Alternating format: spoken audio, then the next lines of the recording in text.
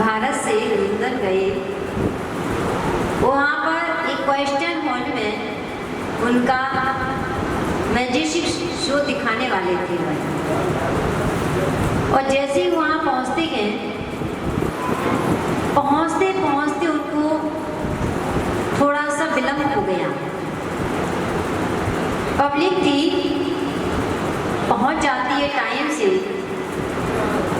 और वहाँ पर उनका इंतजार करती रहती है और जैसे इंतजार की घड़ियाँ धीरे धीरे समाप्त होने जा रही है, धैर्य का बांध टूट रहा है। सारी जितने भी दर्शक थे, पब्लिक थी, सब में भगदड़ मच गई कि आखिर क्या है ऐसा। हमको टाइम तो दिया था 4 बजे का और यहाँ पे 4:30 बज गया और अभी तो कोई जादूगर का आता पता भी नहीं है।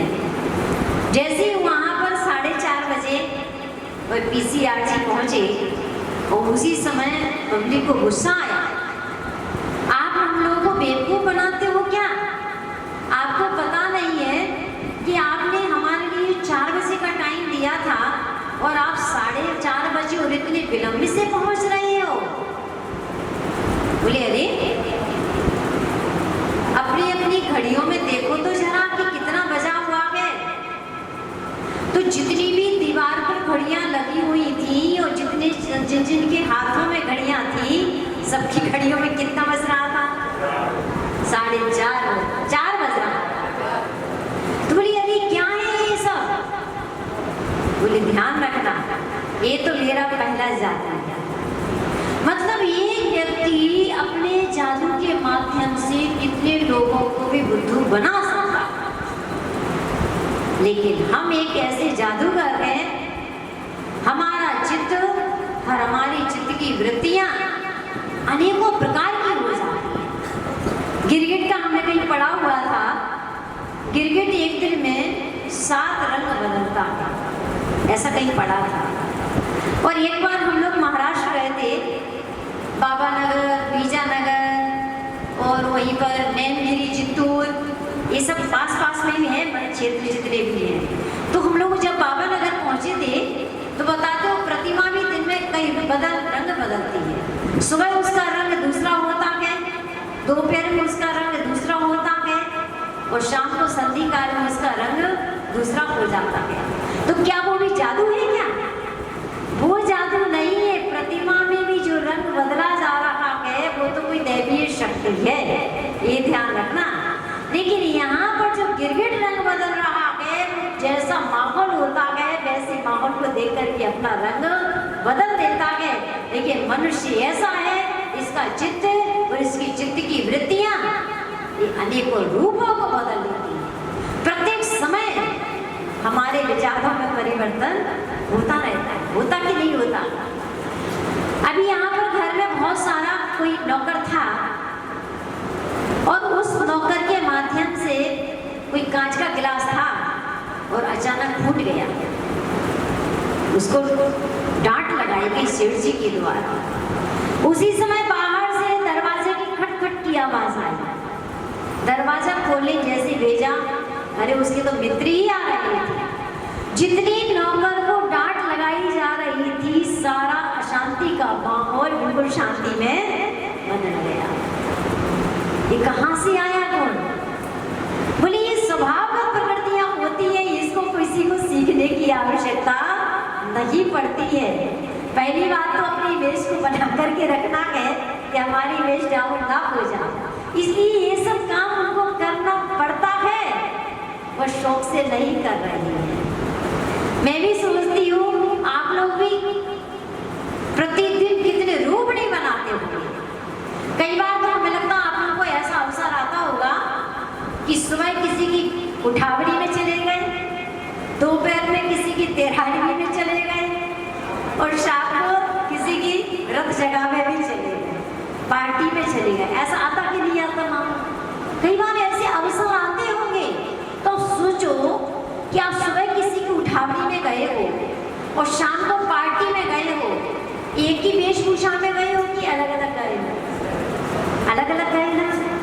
आप सुबह किसी के यहाँ गए हो तो सादगी का वेश था, मंदिर जी में आए हो पूजा पाठ में दूसरा वेश हो गया है, शाम को कहीं पर गए हो दूसरा वेश हो गया है, और रात को किसी की पार्टी वगैरह में गए हो तो मतलब ये है कि हंसी का माहौल देखा तो हम हंसने लगते हैं, किसी को रोने का माहौल देखा तो हम रोने लगते हैं।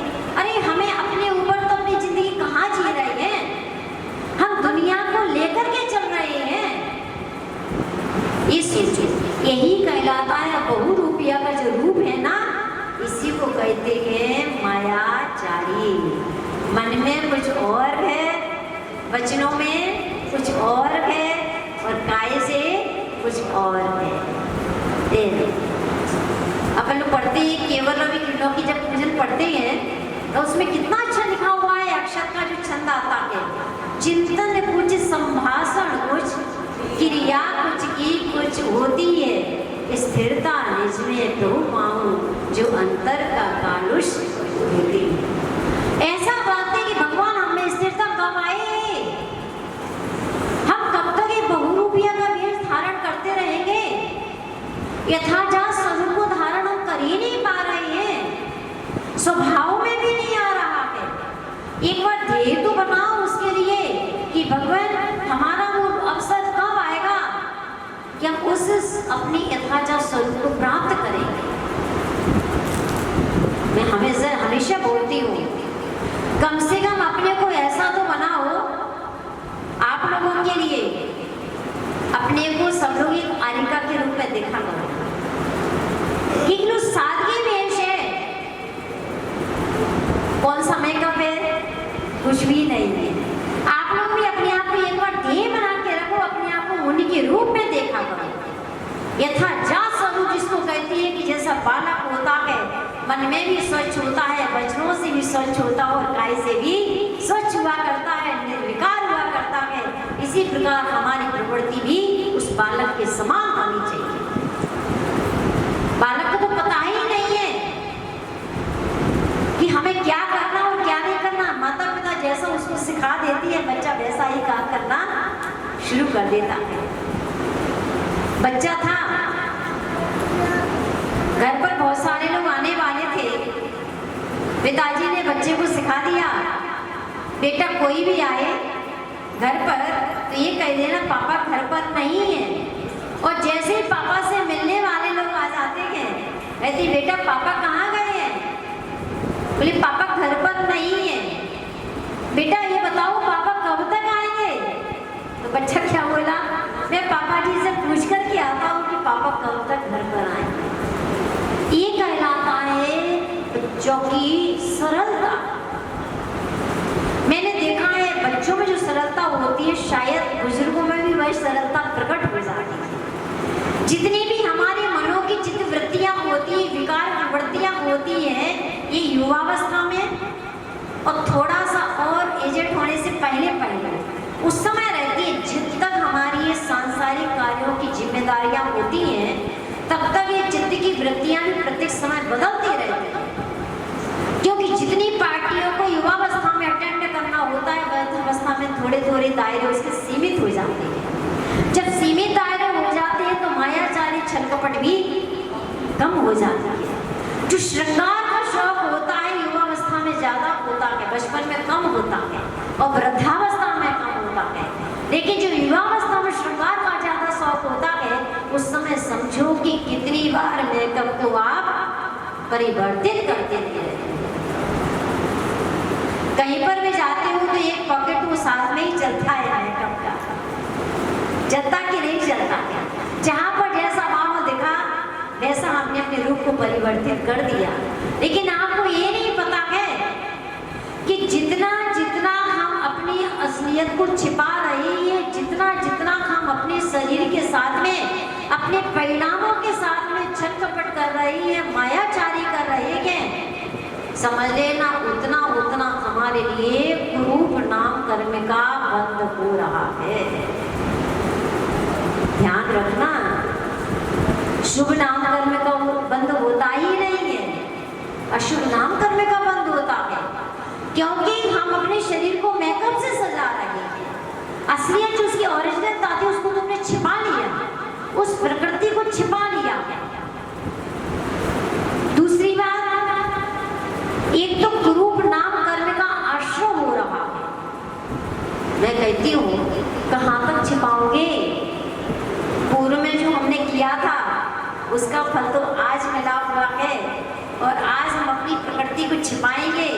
अब बताओ आगे वो हमें सुंदरता मिलेगी कि कुरूपना फिर मिलेगा? ये भी तो सोचो। दूसरी बात ये है, जितना जितना मेकअप सौंदर्य हम प्रसाधन के साधनों को अपनाते हैं, उतने उतने हिंसा के भागीदारी भी हुआ करते हैं। आपने उसका उपयोग नहीं किया है और संकल्प भी नहीं है, तो भी हमें उसका पूरा पाप लगेगा ही लगेगा, पाप के भागीदार होंगे। और हमने संकल्प कर लिया है 10 दिनों में हम कोई भी प्रसाद, सौंदर्य प्रसाधन के साधनों का उपयोग करेंगे ही नहीं। जैसा है वैसा ही रूप है, रूप को कहाँ तक छिपाएंगे? तो समझ लेना 10 दिनों में हो सकता कोई हमारी अच्छी आयु का बंद हो जाए और देवायु का बंद हो जाएगा, तो वहाँ पर कोई भी हमें रूप सौंदर्य करने की आवश्यकता पड़ेगी ही नहीं। वहाँ पर जितने भी देव देवांगना होती हैं, उन सबका स्वतंत्र संस्थान होता है, सुंदर शरीर हुआ करता है, बाहर के मेकअप की उनकी कोई भी आवश्यकता नहीं पड़ती है। दूसरी बात है, जितना जितना हम बाहर के रूप को प्रदर्शित कर रहे हैं और अंदर के रूप को छिपा रहे हैं, उतना उतना हमारे लिए स्त्री पर्याय का आश्रय भी। आज जो हमको स्त्री पर्याय मिली है ना, काहे से मिली है बताओ? मायाचारी करने से मिली है, ध्यान रखना। और आज भी हम अपने मायाचारी कर रहे हैं, तो समझ लेना आगे के लिए हम स्त्री पर्याय का आश्रय कर रहे हैं। तीसरा बताया हुआ है जो मायाचारी करता है, छल कपट करता रहते हैं, उसके लिए मायाचारी करने से त्रिंच आयु का आश्रय हुआ करता है। माया त्रैक्यो नस। तो बंधुओं हमें क्या त्रियंच बनना है? हम ये पूजा पाठ कर रहे हैं, इतनी संयम की साधना कर रहे हैं। मैं कहती हूँ आप वैसे डेली नहीं करते होगे, लेकिन कम से कम 10 दिन में तो इंद्रियों को वश में किए कि नहीं किए हो, अपने जीवन को संयमित किया कि नहीं किया है। यही संस्कार तो आगे जाएगा हमारा।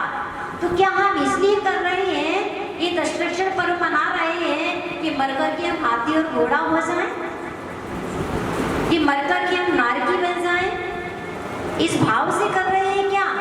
नहीं भगवान, मैं तो इसलिए कर रहा हूँ ये सब कि मुझे भी आपके जैसे गुणों की प्राप्ति हो जाए और मुझे कुछ भी नहीं चाहिए।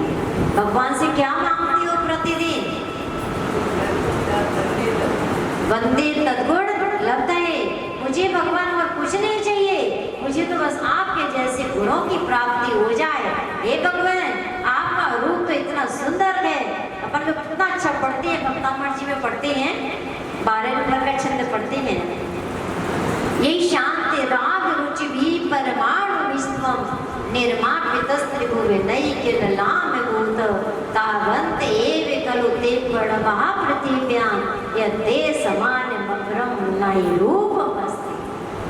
जिन परमाणुओं से मिलकर के आपका इतना सुंदर शरीर बना हुआ है, हे भगवान क्या करूं?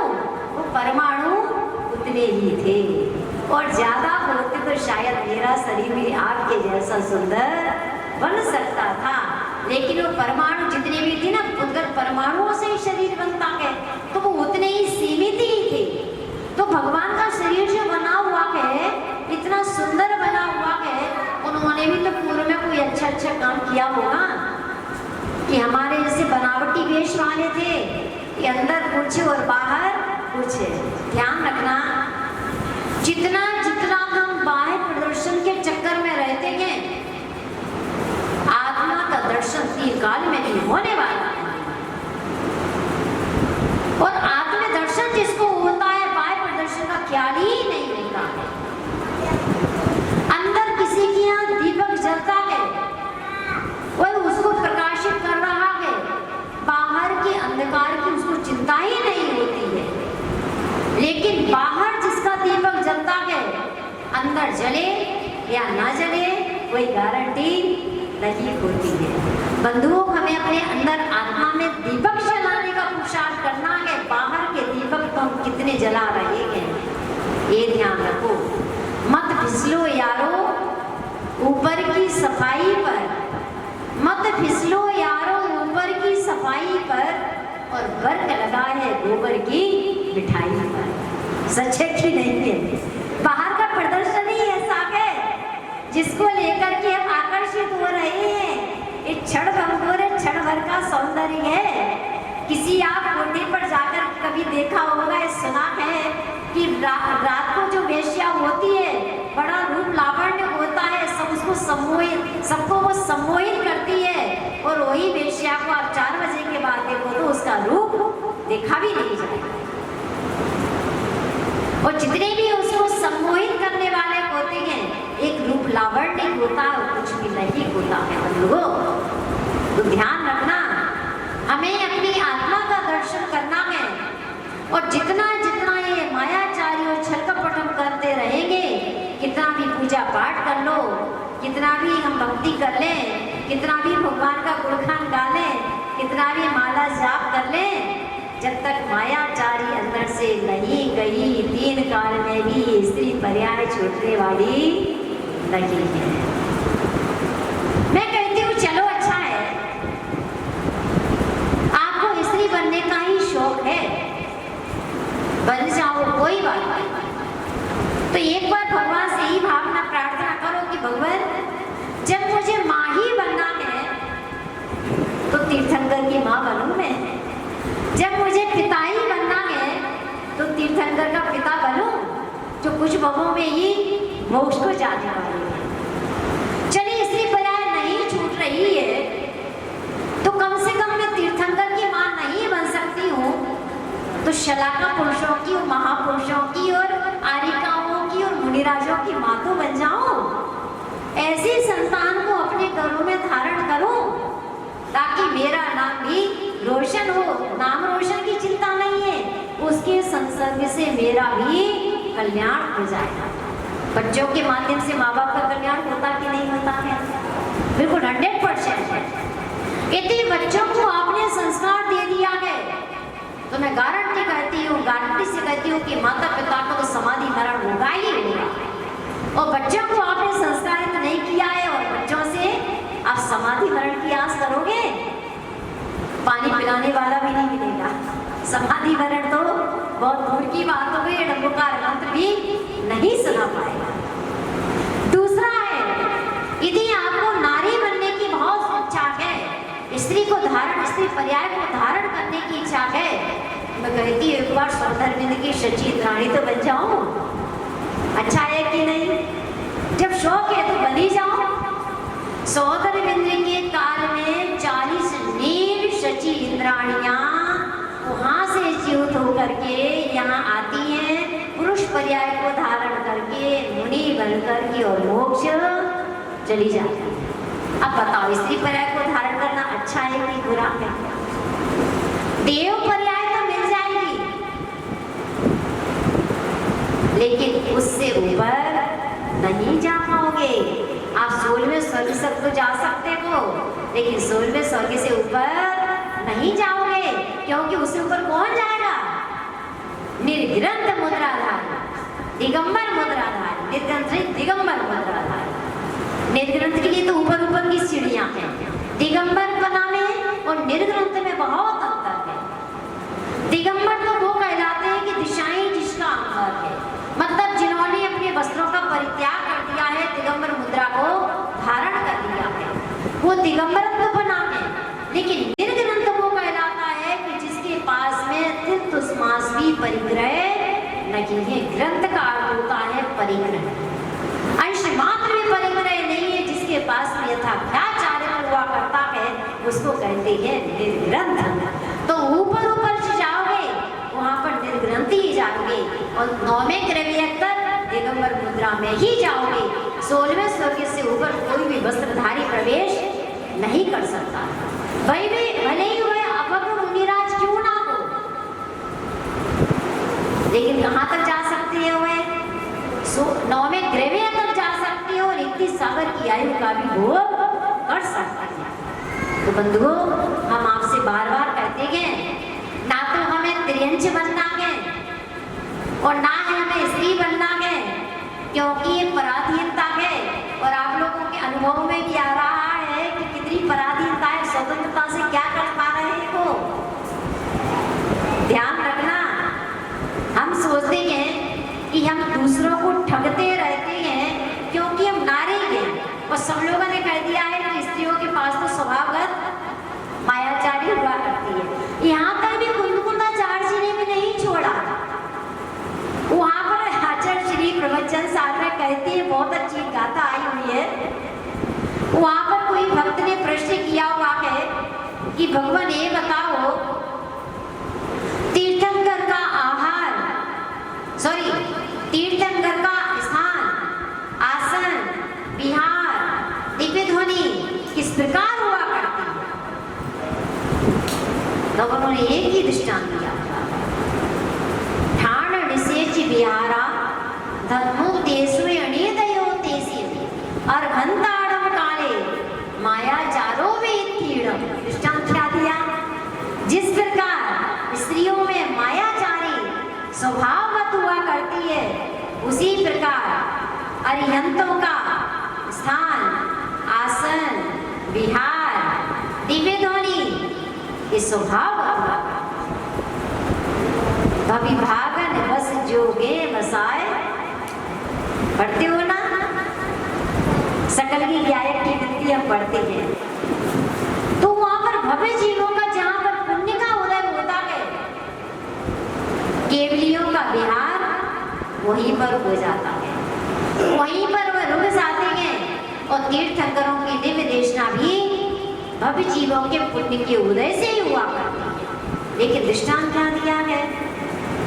मायाचारी इत्थीणम, जिस प्रकार स्त्रियों में मायाचारी स्वभावगत हुआ करती है। अब मैं कहती हूँ आपसे, कभी कभी आपको मायाचारी करनी पड़ती है। गृहस्थ जीवन में हो, गृहस्थी को आप चला रहे हो, आपके घर में आप मायाचारी थोड़ी बहुत नहीं करोगे तो किसी के पात्र भी बन सकते हो। बहुरूपिया वेश आपको बनाना पड़ता है अपनी इज्जत को ध्यान में रखते हुए। और आप जैसे मंदिर में आए हो, ऐसी कोई पार्टी में चले जाओगे, शादियों में चले जाओगे तो हंसी के पात्र बनोगे। क्या ये ऐसा लग रहा है जैसे कि आप मंदिर जी में आए हो, भगवान जी के सामने। और पार्टी के वस्त्रों को आप गमी में पहन कर चले जाओगे तो भी हंसी के पात्र होंगे, और गमी के वस्त्रों पार्टियों में पहन करके चले जाओगे तो भी हंसी के पात्र होंगे। क्या करें, ये सब हमको करना पड़ता है। ऐसा सोच करके आप कार्य करोगे तो कर्मों का इतना स्थिति और अनुभव होगा ही नहीं। लेकिन खुशी खुशी मुझे करना चाहिए, दोनों में बहुत अंतर है। मुझे एक तो करना पड़ रहा है, क्या करें, लोग क्या कहेंगे, इस व्यवहार, लोग व्यवहार को लेकर के मुझे करना पड़ता है, और मैं कर रही हूँ या मुझे करना चाहिए, दोनों में जमीन आसमान का अंतर है। करना पड़ता है, ये हमारी मजबूरी है, और करना चाहिए ये हम खुशी खुशी कर रहे हैं। तो हम यहाँ पर जो भी करते हैं, आपको भी घर गृहस्थी में मायाचारी करनी पड़ती है, झूठ भी बोलना पड़ता है। कई बार घर में वस्तु होती है, आपको पता है कि 5-6 दिन के लिए कोई वस्तु रखी हुई है, फिर भी घर वालों को बोलना पड़ता है वो चीज खत्म हो गई है, जल्दी से ला करके दे देना है। वो भी समझदार हो जाते हैं, जब खत्म हो गई थी, 5-6 दिन निकल गए तो कहाँ से आ गई वस्तु। तो बंधु हमें कहते हैं फर्स्ट इंप्रेशन जो होता है वो ही हमारा लास्ट इंप्रेशन होता है। पहला आप इंप्रेशन ऐसा बना के रखो, कहते हैं कि सब जगह जाते हो तो सब जगह जो वस्तु खो जाती है वहां पर वो वस्तु मिल जाती है। आप जहां पर भी जो वस्तु की खोई हुई है वस्तु है वो मिल जाएगी, लेकिन विश्वास जहां पर एक बार खो जाता है 3 काल में भी मिलने वाला नहीं। ध्यान, आप एक बार किसी के साथ में विश्वासघात कर दोगे ना, और भले ही आप पूरे समय अच्छा काम करते हो, लेकिन लोगों की नजर में क्या रहेगा, अरे वही होगा, उसने एक बार मेरे साथ छल कर गया था, मेरा विश्वासघात किया था। अब कितना भी हो, ऐसे कमान से निकला हुआ जो तीर होता है वह पुनः वापिस नहीं आता है। श्वास जो हमारी निकल जाती है पुनः वापिस नहीं आती है। इसी प्रकार जिंदगी में एक बार किसी ने विश्वासघात कर दिया है, आप कितने भी सज्जन पुरुष बने रहो, कभी भी उसके आप हितैषी नहीं बन पाओगे, कभी भी विश्वसनीय नहीं बन पाओगे। इसलिए मैंने कहा हुआ, यहाँ पर भी पाप का बंद करोगे तो कारवाण वर्गणाएं वो हमको यहाँ पर भी बन जाएंगे, और आप घर में पाप करोगे तो वहाँ पर भी बन जाएंगे। विसर्जोपचार के रूप में वो हमारी आत्मा के साथ में, उम्मीदवार के साथ में खड़ी रहती है प्रत्येक समय। बाहर की तो बात नहीं आती है, कारवाण वर्गणाएं। इसलिए ये सोचना, मंदिर में भी हम पाप करेंगे तो भी हमें नियम से फल तो मिलेगा ही मिलेगा, और घर में भी पाप करेंगे तो नियम से फल मिलेगा। तो क्या फिर हम मंदिर आना बंद कर दें? क्योंकि मंदिर में पाप करेंगे तो भी फल मिलेगा, घर में पाप करेंगे तो भी फल मिलेगा। इसलिए मंदिर में आकर के इतना माथा पच्ची को करें, माथा क्यों टेके?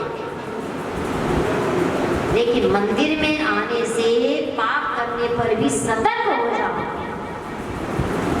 क्योंकि जो वर्गणाएं इस प्रतिमा में से निकल रही है हमारी आत्मा उसको कैचअप करती है।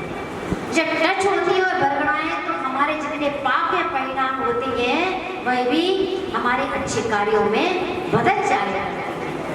मन की जो दुष्ट प्रवृत्तियां होती हैं, अशुभ प्रवृत्तियां, वह भी शुभ में बदल जाती हैं। ये क्षेत्र का प्रभाव पड़ता है। क्षेत्र, द्रव्य, काल और भाव, इन सब का बहुत प्रभाव पड़ता है। यदि ये क्षेत्र आपका यहाँ नहीं होता और ये काल मतलब दशरक्षण पर्व में ना होता और इस तरह का द्रव्य नहीं मिलता, वातावरण नहीं मिलता, तो जितनी आप मनोयोग के साथ में जिनवाणी का श्रवण कर रहे हो और हम अपनी निंदा और बरहा कर रहे हैं, क्या घर में बैठे बैठे ऐसा कर सकते थे? करते क्या? घर में रहते थे राग रंग पाप और क्या करते? हारी मारी अशुद्ध का आश्रम करते। लेकिन कहते हैं क्षेत्र का कितना प्रभाव पड़ता है। यहाँ पर हम कितने भी छल कपट को लेकर के आए, लेकिन धीरे धीरे हमारे परिणाम अपने आप सरल हो जाएगा।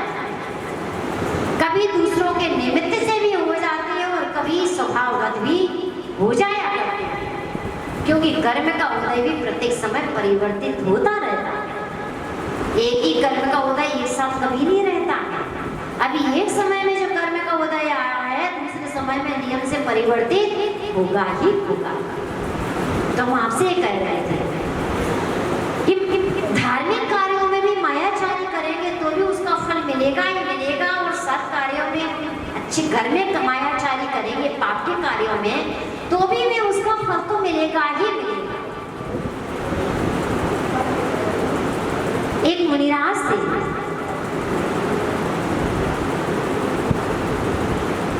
और वह मुनिराज दुर्ग नाम की अटमी पर विराजमान थे।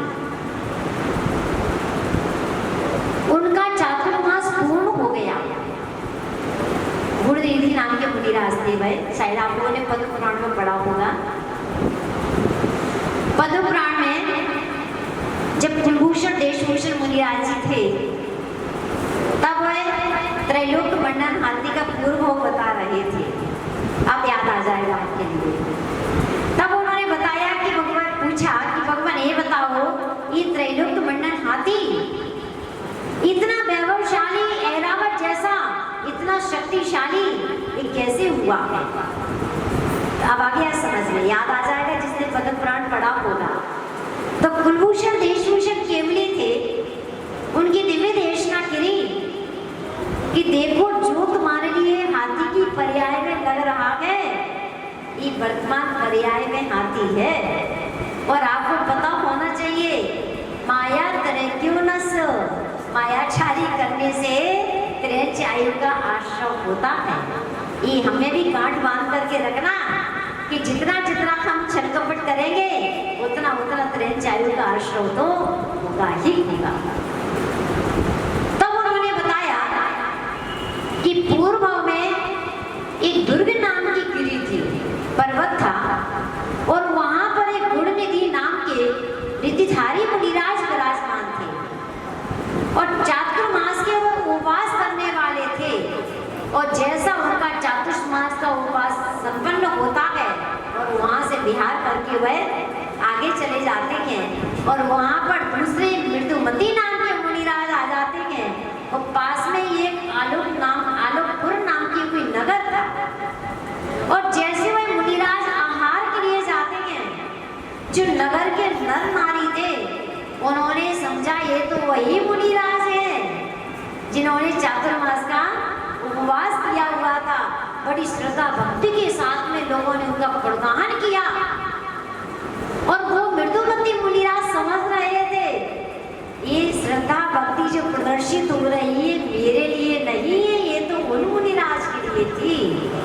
लेकिन उन्होंने अपनी गलती को छिपा करके रखा और किसी के सामने व्यक्त नहीं किया। आहार भी अच्छे से हो गया, बड़ी श्रद्धा भक्ति के साथ में नर नारियों ने श्रद्धा भक्ति पूर्वक उनको आहार कराया। लेकिन कहते अंदर जो शल्य थी कांटे के समान वह चुभ रही थी। कभी देखा आपने? कभी हम प्रैक्टिकली ये तो क्या है, दांतों में कभी चुभ जाता है, जब तक वो निकल नहीं जाएगा।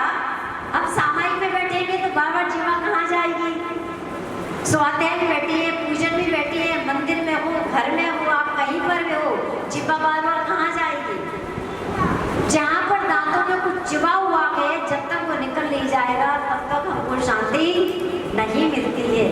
वो तो इसकी बात हुई है कि कुछ चुभा हुआ है, और यदि कभी कभार पैर में कांटा लग जाता है, जब तक वो कांटा निकलता नहीं है तब तक हमको कितनी बेचैनी हुआ करती है। कहती है शल्य जो हुआ करती है वह कांटे से भी ज्यादा बदतर हुआ जा करती है। जब तक अंदर की शल्य बाहर नहीं निकल जाती है तब तक हमारे जीवन में अशांति बनी ही रहती है, शांति मिलती नहीं है। जैसे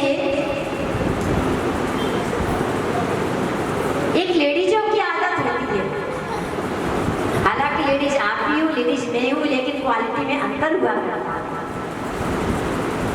एक लेडीजों की आदत हुआ करती है, आपने किसी बात को सुन लिया, जब तक उस अंदर के उद्गार को हम बाहर व्यक्त नहीं कर देंगे तब तक अंदर में उथल पुथल मचती रहेगी।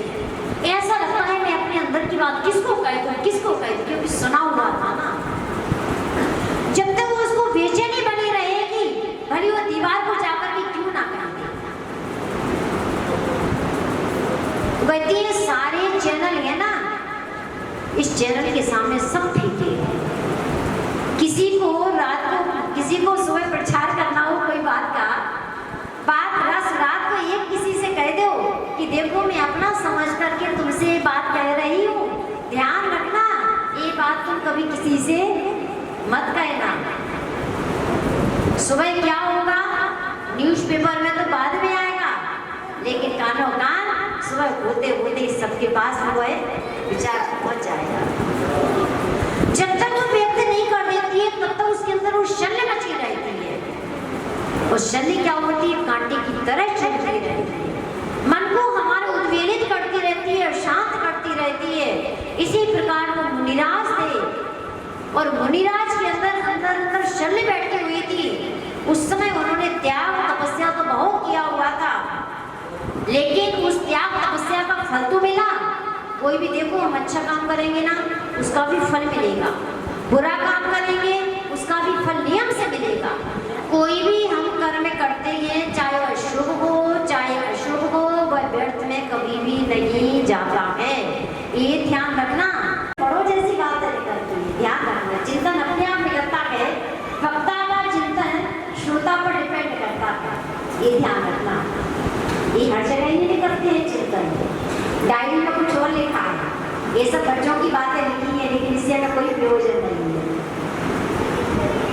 तो एक बात मान लीजिएगा, किसी ने नरक आयु का बंद कर लिया। अब नरक आयु का बंद करने पर, आयु का बंद होने पर कभी भी उसका संक्रमण नहीं होगा, नियम है, उसको उस गति में जाना ही पड़ेगा, ये नियति है। अब मान लीजिएगा, सपोज कीजिए आपने यहाँ पर नरक आयु का बंद किया और आप नरक में चले गए हो, मतलब नरक में भी गए हो मान लीजिएगा, और वहां पर आपने 10,000 वर्ष की मिनिमम आयु है। कितनी जगह स्थिति 10,000 वर्ष की है मिनिमम, कम से कम। इतनी स्थिति तो आपको मिलेगी ही मिलेगी, इससे कम तो मिलने वाली नहीं है। अब सपोज कीजिए आपने यहाँ पर कोई कर्म का बंद किया था, और कोई भी 10,000 जो वर्ष की स्थिति थी उसके अंदर अंदर का कर्म का बंद किया था, और यहाँ पर हमने पुण्य कर्म का बंद किया हुआ था, पुण्य प्रकृतियां थी। लेकिन जब यहाँ से हम नरक में जाएंगे और हमारी 10,000 वर्ष की जो कम से कम स्थिति थी, और ये जो प्रकृतियां थी, पुण्य प्रकृतियां जो आपने यहाँ पर बांधा हुआ था शुभ वो वहां पर उदय में आएगा, क्योंकि आवादा काल उसका टच चुका है। जब वहां पर उदय में आएगा, कहते हैं वो सारी पुण्य प्रकृतियां किसमें बदल जाएंगी? क्योंकि नरक में गए हुए पाप में बदल जाएंगे। दूसरा एग्जाम्पल आपको हम देते हैं, पूरे जीवन भर हमने पाप किया हुआ है, और उसके बाद में अंत समय में ऐसा कोई पुण्य प्रबल आ गया है कि हमारा उस समय धर्म का समागम भी मिल गया, धर्मात्माओं का समागम मिल गया है, और हमारे परिणाम भी अचानक निर्मल और विशुद्ध हो गए हैं, और उसी समय हमारा देवायु का बंद हो गया। अच्छा, देवायु का आश्रम बंद हुआ है, तुम जाएंगे कहाँ पर? देवगति में जाएंगे और कहीं जाएंगे नहीं। उसका उत्कर्षण अपकर्षण तो हो सकता है, ऊपर नीचे कम ज्यादा स्थिति हो सकती है, लेकिन नियम से जाना तो देवगति में ही होगा। और जैसे हम वहां पर पहुंच गए हैं और आपने जो पूरे जीवन में पाप किया हुआ था, उसमें जो आपके कर्मों की स्थिति बंधी हुई थी, वो जो फलदान की शक्ति यानी अनुभाव था, वो वहां पर जाओगे तो क्या हो जाएगा? पाप प्रकृतियां पूरी पुण्य में बदल जाएंगी, ये कह सकते हैं। लेकिन हमारी स्थिति कम ज्यादा थी, लेकिन वो फल तो हमारे लिए भोगना ही पड़ेगा। तो यहाँ पर जो मुनिराज थे मृदुमती नाम के, पुण्य का संचय किया और पुण्य के संचय के साथ में ही उन्होंने आयु का बंद कर लिया। और आयु का बंद किया तो छठवें स्वर्ग में जा करके देव हो गए। लेकिन कहते हैं वहां की आयु तो पूरी हो गई, लेकिन अंदर की जो शल्य चुभी हुई थी वह शल्य को नहीं निकाला था। उस शल्य का फल ये मिला कि वहां से आकर के वह जाकर के कौन बन गए? हाथी बन गए। और ऐसा हाथी बना जो ऐरावत से भी कम नहीं था, बड़ा पराक्रमी था।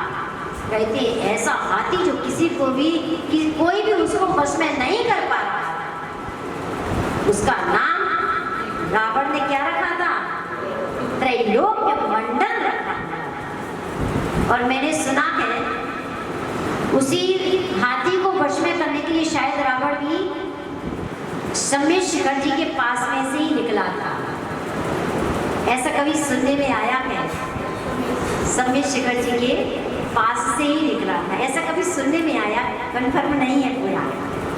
तो हम आपसे कह रहे हैं भरत ने किया। हाँ, तो इतने हुए भी पाप से पाप का बंध नहीं किया उसने। यहाँ पर भी उसने व्रतों को धारण किया और समाधि पूर्वक मरण किया और फिर से कहाँ चला गया? देवगति में चला गया।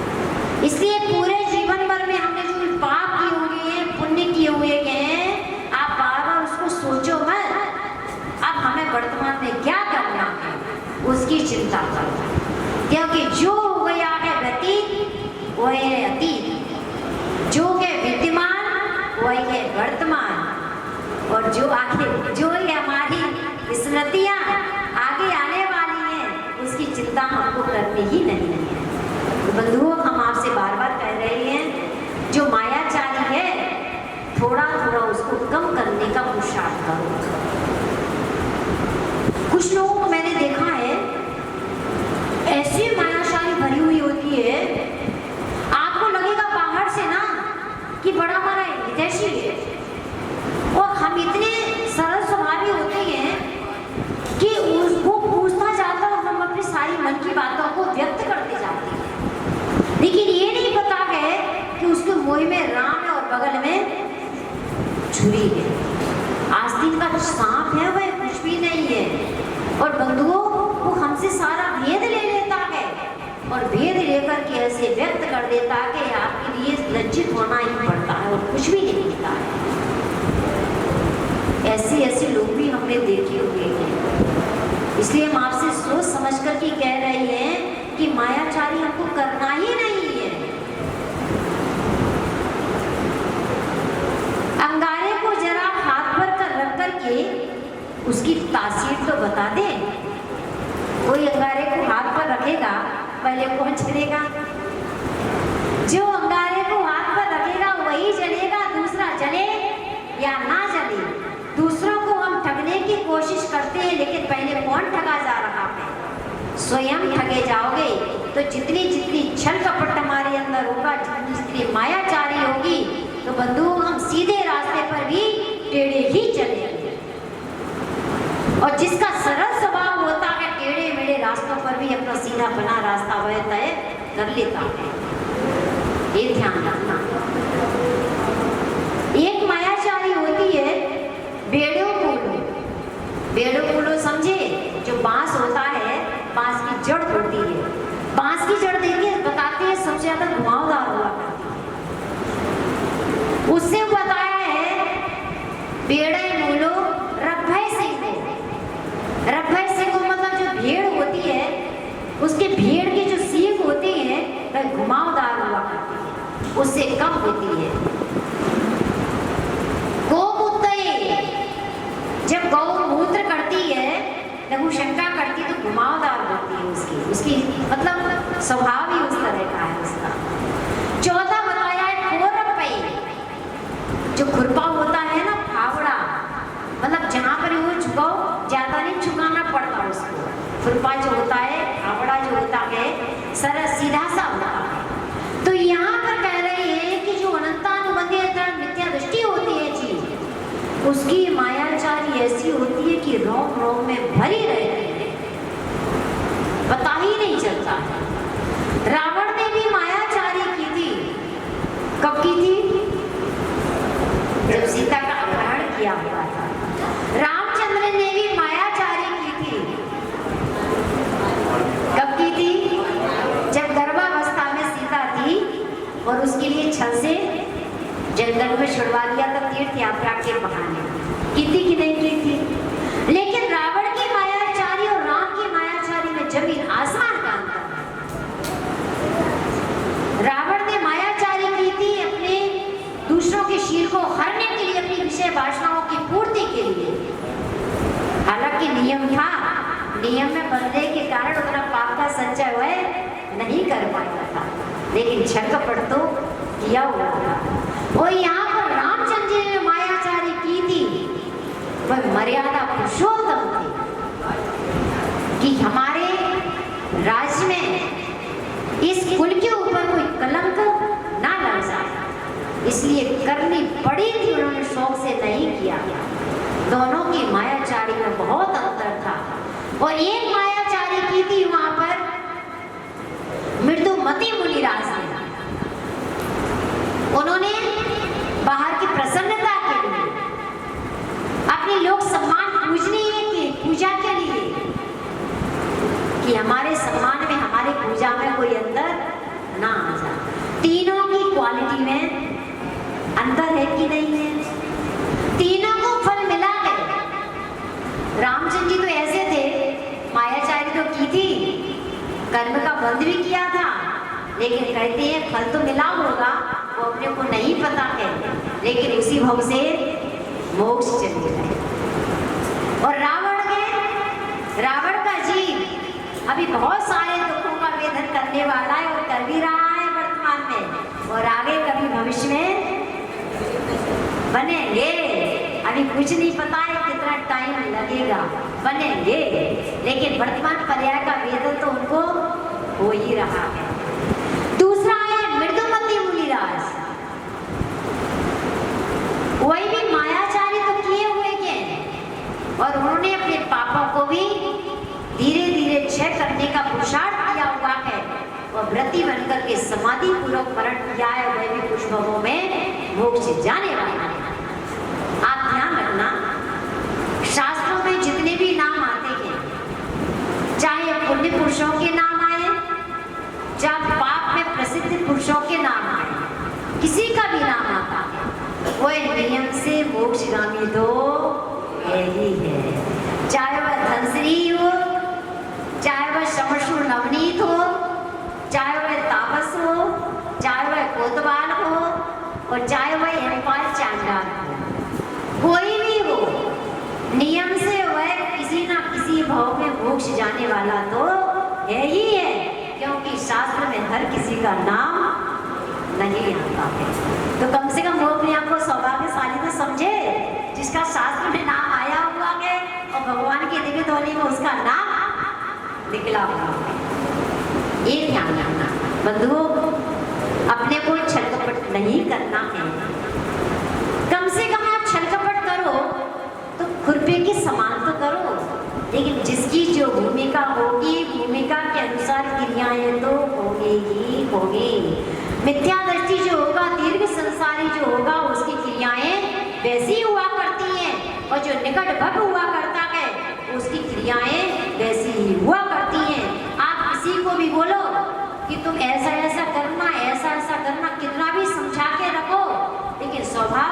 प्रवृत्तियां होंगी वो तो बाहर आएंगी ही आएंगी। आपने कभी पूज्य गणेश प्रसाद जी वर्णी जी का नाम सुना होगा। वर्णी जी का एक बहुत अच्छा दृष्टांत आता है। एक बार आस पड़ोस वाले थे और वर्णी जी को समझा बुझा करके कोर्ट में ले गए थे और जैसे ही वहां पर ले गए तो उनको जहां पर खड़ा किया गया और वर्णी जी को क्या करना था, वहां पर किसी की गवाही देनी थी। और जैसे गवाही का अवसर आया, जो वकील था उसने 2-4 प्रश्न वर्णी जी से किए, तो जितना पड़ोस वाले सिखा करके ले गए थे वर्णी जी ने उनका उतना ही उत्तर दे दिया। और वहां पर जो वकील था उसने हट करके कोई क्वेश्चन कर लिया। वर्णी जी बेचारे सरल तो स्वभावी थे, छल कपट तो उनके अंदर था ही नहीं, इसलिए तो मेरी जीवन गाथा है ना उनकी, एक बार जरूर पढ़ना। उनकी जो जीवन गाथा जी ऐसे थे, वही वर्णी जी आगे जाकर के मुनि बन जाते हैं। और जहाँ पर हम लोग रहते हैं इसलिए में, वहीं पर उनकी समाधि बनी हुई है। ध्यान रखना, हर किसी की समाधि नहीं होती है और हर किसी के अंदर मुनि बनने का भाव नहीं होता है। जिसकी सरल और सहज प्रवृत्तियां हुआ करती हैं उसी को मुनि धर्म को अंगीकार करने का परिणाम हुआ करता है। इसलिए बंधुओं, कम से कम हम आपसे कहते हैं कि बनावटी वेश को छोड़ो और थोड़ी सी असलियत को बाहर आने की कोशिश करो। बोले उत्तम आर्य धर्म की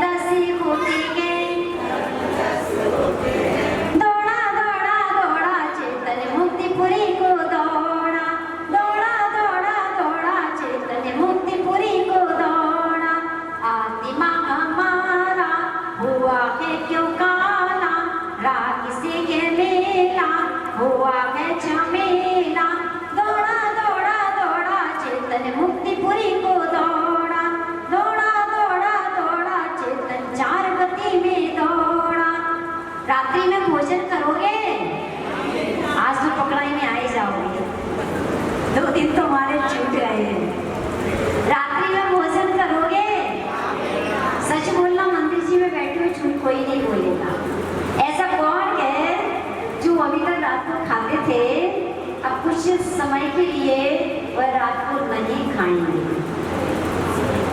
कौन ऐसा? अभी तक आप खाते थे, अब कब तक नहीं खाओ।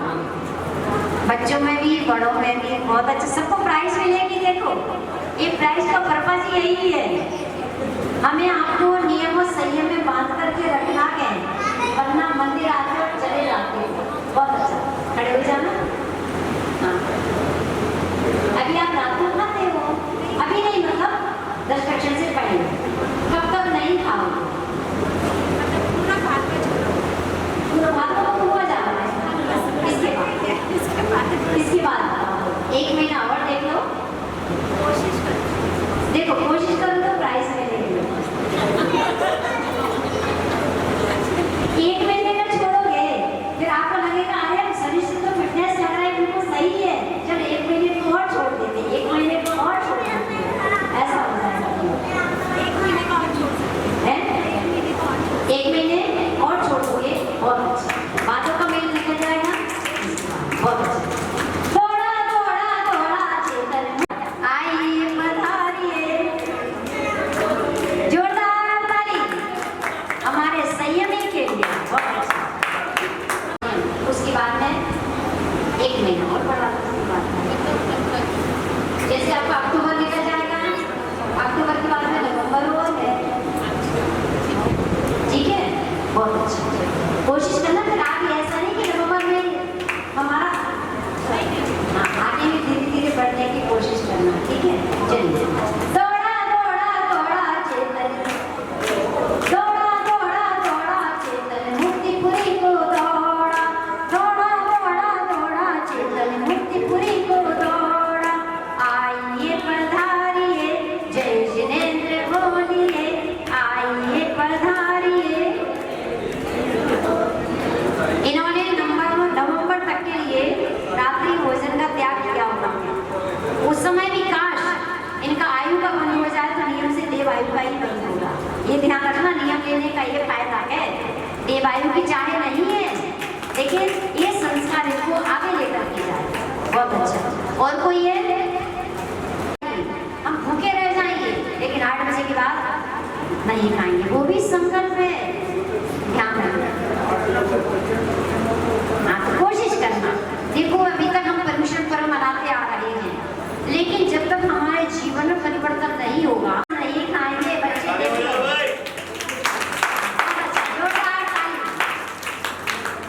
सबके सामने कोई बात कहते हैं ना, की बात है, सही बात है। कहाँ पर है? सबसे ऊपर, बहुत सुंदर, बिल्कुल सरल है। सिद्धिशिला में कौन विराजमान है? सिद्धिशिला पर कौन विराजमान है? सिद्धिशिला पर भी सिद्धिशिला से ऊपर है, ध्यान रखना, बहुत अच्छा। दूसरा है, एक ही प्रश्न नहीं, क्योंकि इजी चित्र है हमारे पास, कठिन नहीं है ये चित्र।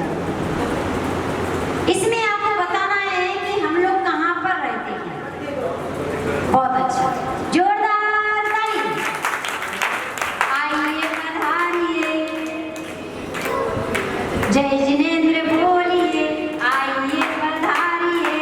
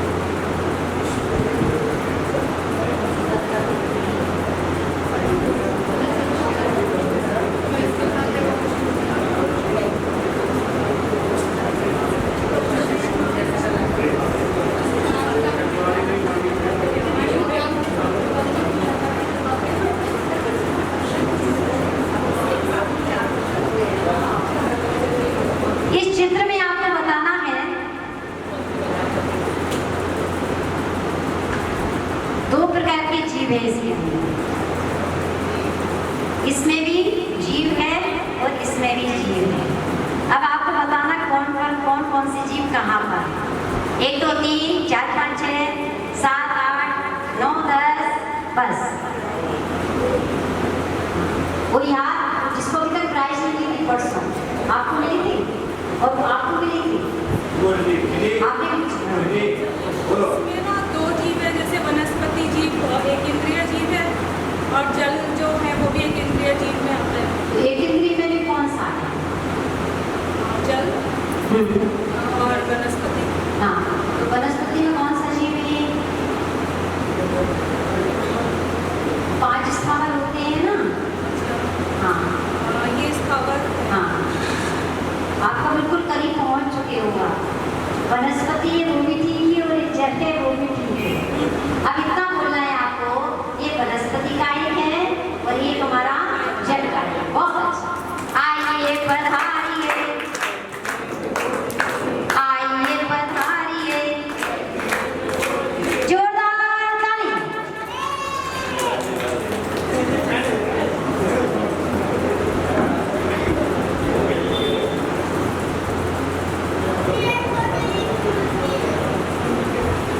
ये चित्र आपको दिख रहा है, इसके अंदर बताना है क्या क्या छिपा हुआ है। ये चित्र आपको दिख रहा है, इसमें क्या छिपाई, किसका प्रतीक है, इसको आपको बताना है। आइए 1 2 3 4 5 6 7 8 9 10 बस। ये किसका प्रतीक है? चित्र, बीच के बिंदु भी और चारों तरफ की रेखाएं भी किसका प्रतीक है? हाथ खड़ा कीजिए, आप बताइए। अमृत जी, आप और कोई है जिसको अभी तक प्राइज नहीं मिला हुआ है? अरे बिल्कुल इजी है, आप लोग प्रतिदिन उसमें बनाते हो पूजन की थाली में। किसका प्रतीक है? आप क्यों बनाते हो पूजन की थाली में? ये 4 बिंदु है, किसका प्रतीक है? ये चित्र जो है वो किसका प्रतीक है और इसको हम क्या करते हैं? खड़े होके भी है जी। स्वस्तिक है, बहुत अच्छा।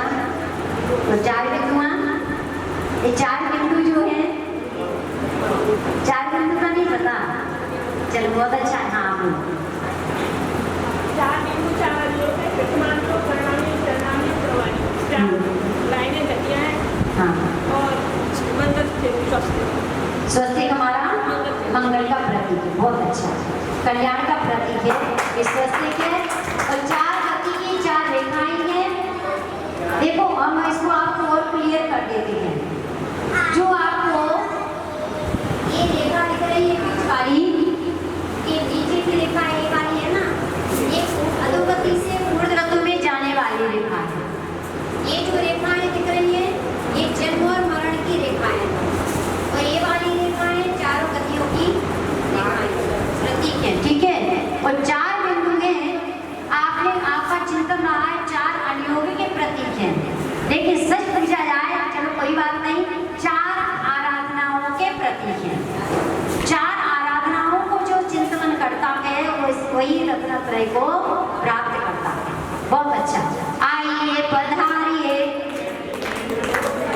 आइए पधारिए, जोरदार ताली।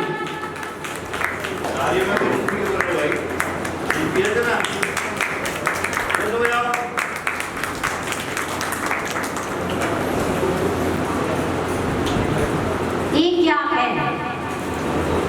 आपको द्रव्य बताना है, ये कौन सा द्रव्य है? 1 2 3 4 5 6 7 8 9 10 बस। बिल्कुल इजी है, बच्चे से पूछा जाए। बोलो तो कौन सा द्रव्य है? अभी आप 6 द्रव्यों के नाम हमको बता रहे थे, आपको क्यों है? कौन सा द्रव्य है? नहीं, किसने बता दिया? दादी ने? नहीं, ये खुद का द्रव्य था, ठीक है। अब वो आउट हो गया, क्या करें? दादी को हेल्प मत करो, बोल दो। ये बताना है, ये चित्र में हमको भी दिख रहा है कि पीछी और कमंडलू है, ये दोनों किसके प्रतीक हैं और किसके हाथ में रहते हैं।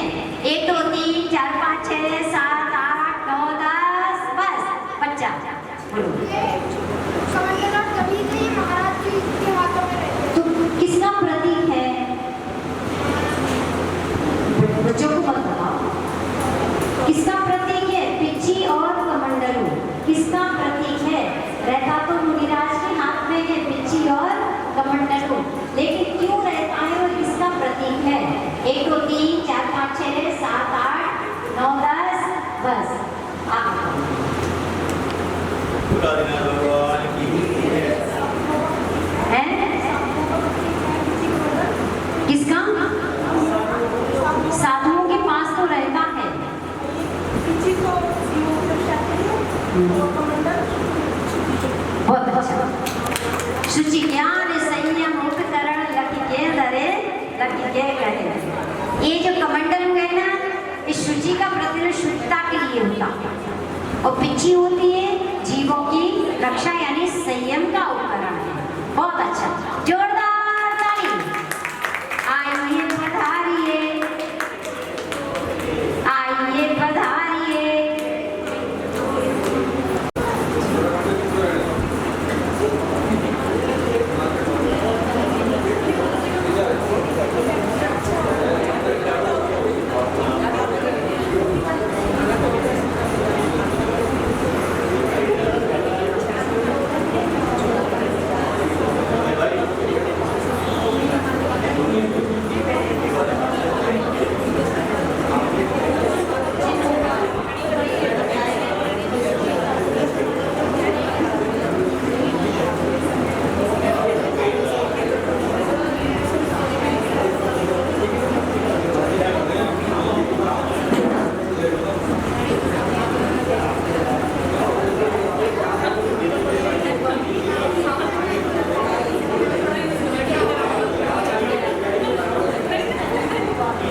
आप लोग देख रहे हो ये क्या है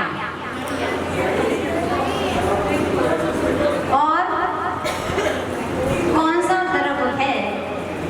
1 2 3 4 5 6 7 8 9 10 बस हाँ।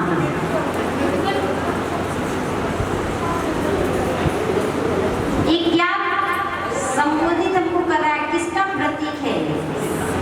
ये जो टाइम बता रहा है, छोटी सुई हमारी 3 पर है और बड़ी सुई 12 पर है। ये क्या हमको संदेश दे रही है? क्या है? किसको बता रही है? तो क्या है ये समय? हाँ बताओ। और कौन सा काल? काल तो सही हो गया है। कौन सा काल है ये? एक निश्चय काल भी होता है, एक व्यवहार काल भी होता है। व्यवहार काल बहुत अच्छा, बहुत करीब पहुंच गए आप। आइए पधारिए, आइए पधारिए। जोरदार ताली।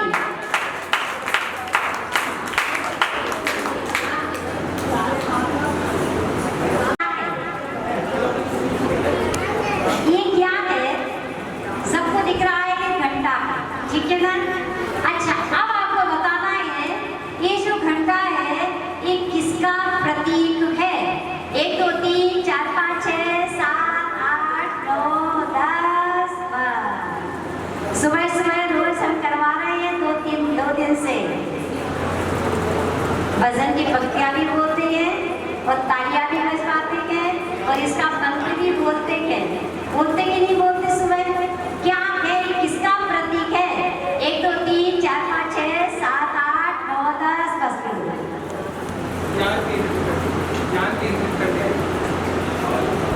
सुबह हम कहते हैं विराजमान छत्र को स्थापयामि, जवर को स्थापयामि, फिर उसके बाद में तीसरा शब्द बोलते हैं बोलो। बहुत अच्छा, धुंधुवी बाजा। धुंधुवी बाजे का ये प्रतीक है। जोरदार ताली हमारे प्रतियोगी के लिए। आइए पधारिए, आइए पधारिए।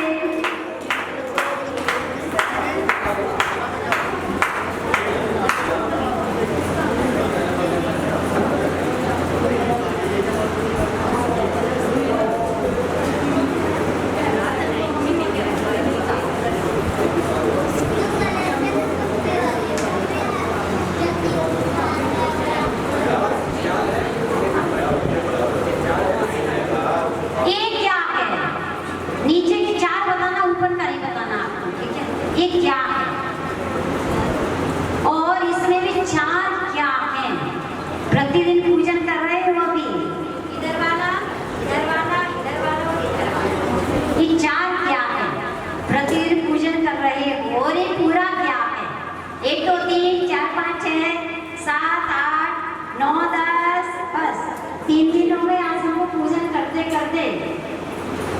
सुबह जो आता है उसको पता होगा। हाँ बताओ आंटी जी। पांडुशिला पूरा क्या? पांडुशिला कहाँ होती? सुमेरु पर्वत। क्या है? सुमेरु पर्वत। ये 4 क्या है बताओ इधर। हाँ कौन कौन से? नीचे का नहीं नहीं,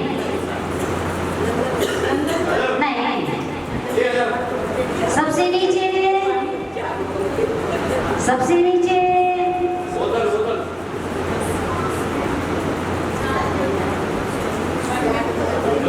प्रथम सुदर्शन। जय माला पढ़ो तो अपने आप याद आ जाएगा।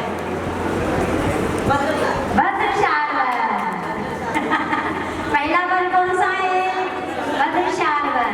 उससे ऊपर सेकंड नंबर भद्रशाल के ऊपर